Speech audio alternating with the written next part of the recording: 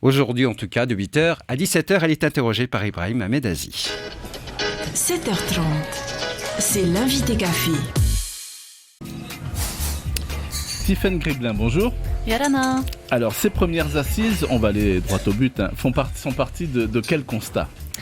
Eh bien, en fait, on s'est rendu compte, surtout Madame la Ministre, que nos étudiants étaient très divers et variés.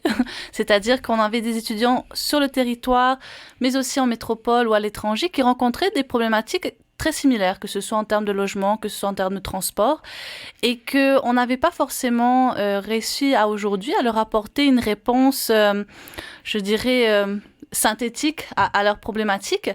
Donc, Madame la Ministre a souhaité qu'on réunisse les étudiants, qu'on réunisse les services du pays, mais aussi de l'État, les différents acteurs en fait de la vie étudiante, autour d'une table, pour discuter justement de ces différentes problématiques et de voir ensemble s'il n'y aurait pas des actions communes qu'on pourrait avoir pour y répondre et pour que ce soit beaucoup plus fluide dans leur vie de tous les jours. D'accord, ce qui fait que l'on peut très bien imaginer, par exemple, donc à la fin de ce rendez-vous, la création d'un guichet unique, par exemple, où les jeunes, une fois le bac en poche, pourraient se rendre pour répondre à des questions de transport, de logement, de bourse. Mais en fait, la question du guichet unique est souvent revenue ces derniers temps, ces dernières années. Donc oui, on peut imaginer que c'est une des solutions qui sortira en fait de cette concertation collégiale. Après, on verra. Il y a beaucoup de problématiques différentes. Et ce qui est très intéressant, c'est qu'on a vraiment une diversité en fait dans nos étudiants. Donc même s'il y a des thématiques principales qui reviennent, c'est pas toujours de la même façon, ou on parle pas forcément exactement du même petit problème. Donc éventuellement, pourquoi pas. On verra ce que les étudiants et les acteurs sortiront à la fin de la journée. Très bien. Alors donc, les étudiants pourront découvrir quoi tout à l'heure ? Donc, quel type de guichet est-ce qu'il y aura ? Alors en fait, les assises se déclinent en deux versions, c'est-à-dire qu'il y aura un côté forum où on invite tous les étudiants ou les parents d'étudiants, les futurs étudiants pour ceux qui auraient fini leurs examens, à venir pour se renseigner en fait, parce qu'on se rend compte que souvent, on choisit nos études et à la dernière minute, on se pose la question « Ah oui, mais je vais dans quel établissement? Puis comment je me rends là-bas? Est-ce que j'ai le droit à une bourse? Est-ce que j'ai le droit à une aide ?» Donc, ça sera l'occasion pour eux et pour les parents de se renseigner, peut-être les dernières petites infos pour se rassurer pour ceux avant de partir ou pour ceux des îles qui viennent jusqu'ici. Et la deuxième partie, donc, ce sera sous la forme d'un séminaire où on a invité tous les acteurs de la vie étudiante, donc que ce soit les établissements publics, les établissements privés, les services du pays, le vice-rectorat, mais aussi et surtout nos étudiants. Donc on a des étudiants, bien sûr, qui sont sur le territoire, mais on a aussi des étudiants de métropole qui sont revenus pour l'occasion. Et donc, ce séminaire, c'est vraiment l'occasion pour eux de discuter ensemble de leurs problématiques, de leur situation, de ce qu'ils souhaiteraient, parce que c'est aussi l'occasion.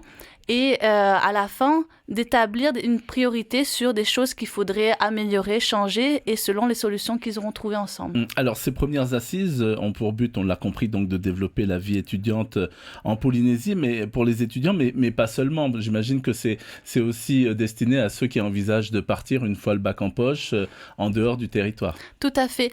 En fait, ces assises, elles sont destinées à tous les étudiants polynésiens. Donc, ce qui est vraiment important pour Madame la Ministre, c'est de s'occuper de nos élèves, que ce soit de la maternelle jusqu'à leur parcours universitaire ou post-bac. On souhaiterait pouvoir apporter un appui, un support, un soutien à tout étudiant, peu importe le choix qu'il fait après son bac. Donc, en effet, c'est vraiment destiné à tout le monde. Aussi bien donc aux jeunes des Tuamotu qui vient s'installer ici, à Papeete, parce que pour lui aussi, le choc peut être brutal. Tout à fait, et on s'en rend pas forcément compte. On parle beaucoup de nos étudiants à l'étranger parce que c'est vrai, ou en métropole, c'est radicalement différent.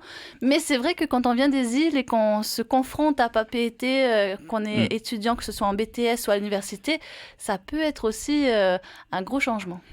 Alors, lorsqu'un étudiant se rend pour la première fois en métropole, par exemple, est-ce qu'il existe des relais pour l'aider dans des domaines comme le logement, les questions de logement en cité universitaire, mais la question aussi des déplacements, les bourses? Alors, aujourd'hui, oui. C'est-à-dire que la délégation de la Polynésie française a pour mission d'apporter un soutien aux étudiants, mais pas que. Il y a aussi tout un réseau d'associations. Donc, ceux qui ont eu la chance de faire leurs études en métropole connaissent bien les AEPF, dans les associations d'étudiants de Polynésie française. Il y en a 9, si je ne me trompe pas, à aujourd'hui. Donc, le réseau associatif et la délégation aujourd'hui sont les relais identifiés. Il y a certainement des choses à améliorer, ça c'est, je pense, comme dans tout domaine. Mais aujourd'hui, il y a quand même ces relais qui existent et on a aussi la chance donc d'avoir des anciens présidents d'AEPF qui seront présents au séminaire pour justement nous apporter peut-être des indices sur comment ça fonctionne, qu'est-ce qu'il faudrait améliorer pour être des relais plus performant, je dirais. Oui, justement, parce que, alors je vous posais cette question, parce qu'à un moment donné, c'est vrai que la délégation donc, que vous avez évoquée à Paris avait quelques problèmes. Ça s'est arrangé, justement, vous savez? Aujourd'hui, je pense que oui. Nous, on n'a pas eu écho forcément de problèmes particuliers. Après, ce qui est compliqué, je pense, pour la délégation, c'est qu'on a beaucoup de Polynésiens qui se rendent en métropole et surtout beaucoup de Polynésiens avec des besoins différents. Donc, c'est vrai que ça peut être vite un peu compliqué de répondre exactement à la problématique de chacun. Mais c'est pour ça qu'on a vraiment voulu mettre en place, en tout cas nous pour les étudiants, parce que cela relève de la compétence donc, de Madame la Ministre. Elle a vraiment souhaité qu'on s'intéresse à cette vie citoyenne, en fait. Donc, au-delà des études, à ce passage entre un lycéen et puis un adulte, et à toutes les petites problématiques qu'il peut rencontrer dans sa vie. Donc, de notre côté, on va faire le travail pour justement sortir peut-être des solutions avec nos étudiants. C'est ce qui est, je pense, le plus intéressant. Nos étudiants, nos acteurs de la vie étudiante. Et on verra comment est-ce qu'on peut aussi peut-être, nous, apporter des solutions à la délégation pour que ce soit plus facile pour eux aussi. Alors justement, dans la recherche de solutions, chez nos voisins en Nouvelle-Calédonie, il existe une petite formation entre guillemets, pour les jeunes qui désirent partir. Est-ce que ça peut très bien être imaginé ici? Tout à fait. On y a déjà réfléchi. D'ailleurs, on s'est rapproché de nos voisins calédoniens pour essayer de voir la formule qu'ils utilisent. Eux, ils ont une petite chance, c'est-à-dire qu'ils ont quand même 6 mois de préparation avant le début de l'année universitaire. Donc, c'est vrai que ça laisse plus de temps pour déjà identifier les étudiants volontaires à cette formation et puis tranquillement les former, ou du moins les habituer, les acclimater à leur futur lieu de vie.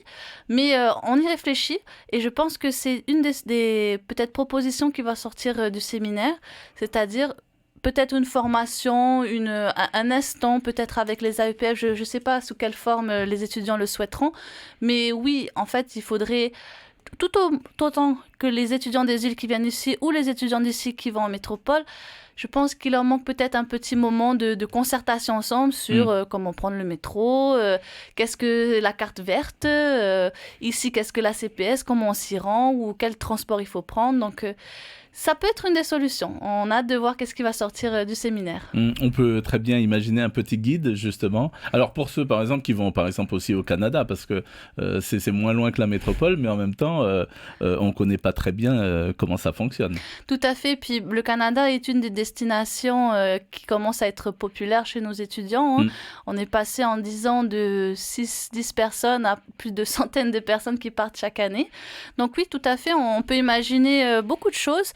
Bien sûr, des outils dématérialisés aussi, parce qu'on sait que nos étudiants, ou du moins nos jeunes, sont beaucoup sur les réseaux sociaux et sont beaucoup à l'ère du numérique.